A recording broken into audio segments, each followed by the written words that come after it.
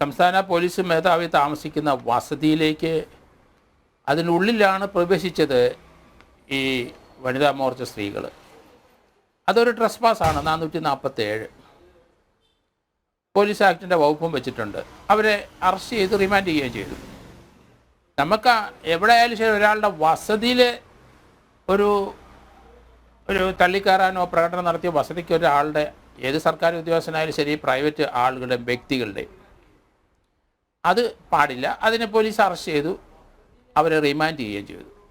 പക്ഷേ ഒരു കുറ്റം ചെയ്യാനുള്ള ആഗ്രഹത്തോടെ അല്ല രശ്മിയും അതുപോലെ ആ ക്യാമറാമാനും അനിലും ഒക്കെ മറ്റു പത്രക്കാരും അവിടെ ചെല്ലുന്നത്. അവർക്ക് വേറെ ഇൻറ്റൻഷനൊന്നുമില്ല. ഇവരെ ആ വസതി തള്ളിക്കയറിയതിൻ്റെ കാരണങ്ങൾ, അതിൻ്റെ വിവരങ്ങൾ, അതിൻ്റെ ഫോട്ടോഗ്രാഫ് പൊതുജനങ്ങളെ അറിയിക്കുകയാണ്. അതാണ് അവരുടെ ധർമ്മം. അവർക്ക് കുറ്റം ചെയ്യാനുള്ള ഒരു ഇൻറ്റൻഷൻ ഇല്ല ഈ 3 പേർക്ക്. ഞാൻ അങ്ങനെയാണ് ഇത് കാണുന്നത്. ഒരു വസതിയിലേക്ക് തള്ളിക്കയറുന്ന, ഓഫീസിനകത്തൊക്കെ തള്ളിക്കയറുന്നതൊക്കെ നമുക്ക് ഓഫൻസായിട്ട് കണക്കാക്കാം.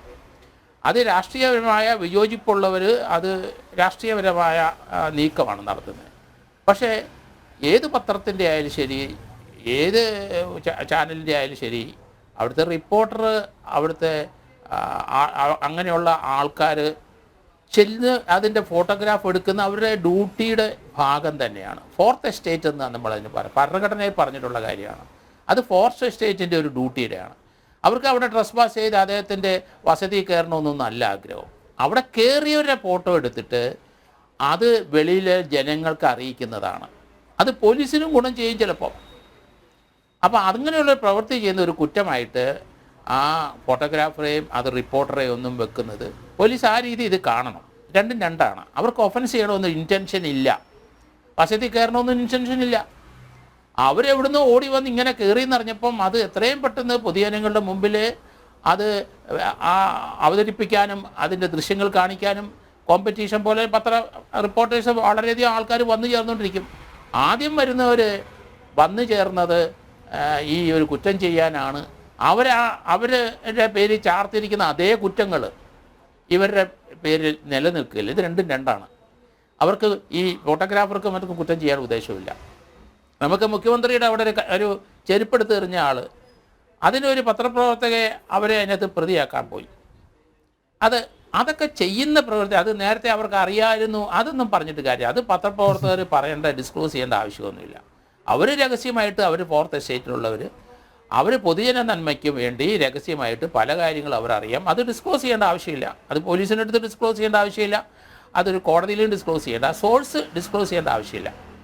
അപ്പോൾ അവർക്കൊരു സോഴ്സ് കിട്ടി, അവരെ ഓടിച്ചെന്ന് അവരെ ആദ്യം എടുത്തു. അത് ചിലപ്പോൾ കോമ്പറ്റീഷൻ ഉണ്ടായിരിക്കും പത്രക്കാർക്കൊക്കെ, അത് ഇതുമായിട്ട് ബന്ധപ്പെടുത്തേണ്ട ആവശ്യമില്ല. ഇവർക്ക് 3 പേർക്കും ആ വസതി കയറാൻ ആഗ്രഹമില്ല. പൊളിറ്റിക്കലായിട്ട് ഒരു തരത്തിലും 3 പേർക്കുമില്ല. അവർ ചെയ്തത് എന്താണ്?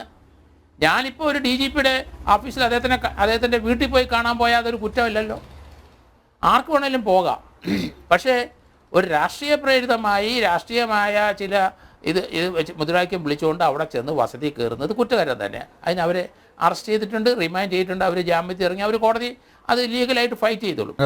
പക്ഷെ പത്രക്കാരെ, തേർഡ് എസ്റ്റേറ്റിൽപ്പെട്ടവരെ ഒരിക്കലും, അത് പോലീസും ഗവൺമെൻറ്റും അതിന് വളരെ ശ്രദ്ധിക്കേണ്ടിയിരിക്കുന്നു ആ കാര്യം. ഞാൻ അതുകൊണ്ടാണ് മറ്റേ ആ ചെരുപ്പെറിഞ്ഞ് 308 വകുപ്പ് ഇട്ടിട്ടുണ്ടായിരുന്നു. അതൊക്കെ കാണിക്കുന്നത് പോലീസിൻ്റെ വിവരക്കേടെന്നേ പറയാനൊക്കുള്ളൂ. അങ്ങനെ ഒരു ഡയറക്ഷൻ ഒരിക്കലും ചെയ്യാൻ പാടില്ല. ഓരോ ജില്ലയിലെ പോലീസ് മേധാവികളും ഡിസ്ട്രിക്ട് പോലീസ് മേധാവികളൊക്കെ ഉണ്ട്. അവരൊക്കെ ഇങ്ങനെയുള്ള സന്ദർഭങ്ങളിൽ എങ്ങനെയാണ് അവർക്ക് ഡയറക്ഷൻ കൊടുക്കേണ്ടത്, അവർ എങ്ങനെയാണ് പ്രവർത്തിക്കേണ്ടത്, കൃത്യമായിട്ട് അത് പറയണം. അതുപോലെ ഗവൺമെൻറ്റിൻ്റെ, അവർക്ക് വേണമെങ്കിൽ ഗവൺമെൻറ് ലീഡർമാരുണ്ടെന്ന് കൺസൾട്ട് ചെയ്യാമല്ലോ. പക്ഷേ ഇപ്പം തന്നെ ഈ നോട്ടീസ് 41A വകുപ്പ് പ്രകാരം ആ നോട്ടീസ് ഒരാളെ ചോദ്യം ചെയ്തിട്ട് അറസ്റ്റ് ചെയ്യാം. അതേ കുറ്റത്തിലാണ് പറഞ്ഞിരിക്കുക. ആ നോട്ടീസിനകത്ത് ആ കുറ്റം കൃത്യമായിട്ട് മറ്റവർ ചെയ്തത് തന്നെ ഇവരുടെ പേരിലും ആ നോട്ടീസിനകത്തും പറഞ്ഞു. അതെന്തായാലും തെറ്റായിപ്പോയി എന്നാണ് ഞാൻ പറയണേ. അതങ്ങനെയല്ല.